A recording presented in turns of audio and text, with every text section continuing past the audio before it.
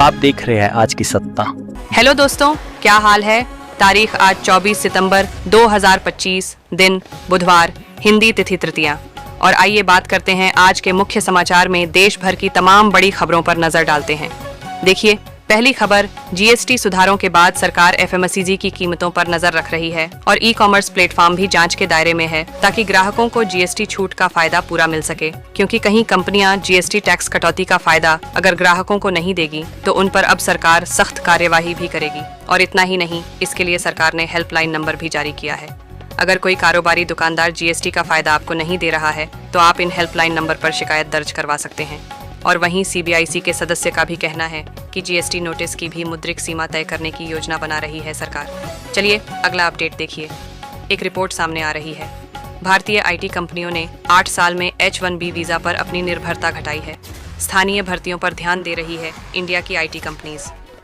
हाल ही में आपको पता होगा, अमेरिकी राष्ट्रपति डोनाल्ड ट्रंप ने H1B वीजा शुल्क भी बढ़ा दिया था।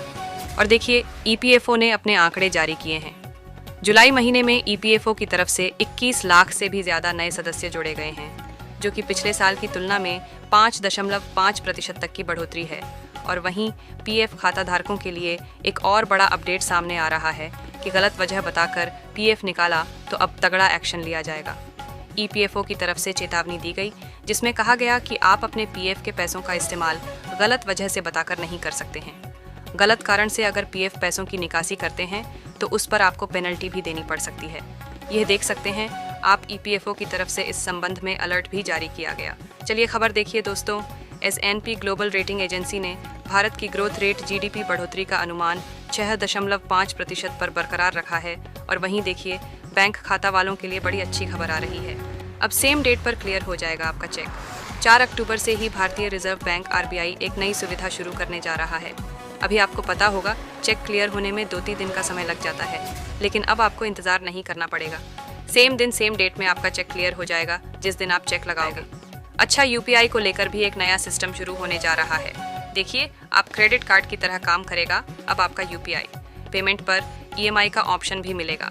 दरअसल NPCI यानी national payments corporation of India की तरफ से यूपीआई प्लेटफॉर्म के लिए नई सुविधा शुरू की जा रही है, जैसे नावी, पेटीएम, फोनपे, गूगल पे वगैरह। ये फिनटेक कंपनियों को नया मौका मिलेगा और यूपीआई के जरिए अब आप EMI में भी पेमेंट कर पाएंगे। NPCI ये नया प्लान कर रहा है। इसके अलावा दोस्तों, नवंबर में भी यूपीआई यूजर्स के लिए कुछ नियमों में बदलाव किया जाएगा NPCI की तरफ से।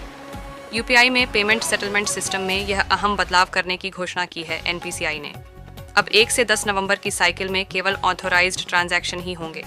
हाल ही में P2M वगैरह की पेमेंट लिमिट भी बढ़ाई थी, मैंने आपको बताया था अपडेट। तो यूपीआई में यह कुछ बड़े चेंजेस आपको 3 नवंबर से देखने को मिलेंगे, है ना। और वहीं खबर देखिए, भारत के एयर मार्शल आशुतोष दीक्षित ने कहा कि भारत अक्टूबर में ड्रोन और काउंटर ड्रोन अभ्यास करेगा। एयर मार्शल बोले कि पाकिस्तान की हमारे जैसे बनने की कोशिश है, लेकिन हमें एक कदम आगे रहना होगा। वहीं पॉलिटिक्स से एक बड़ी खबर देखिए। महाराष्ट्र में भाजपा कार्यकर्ताओं ने कांग्रेसी को साड़ी पहनाई।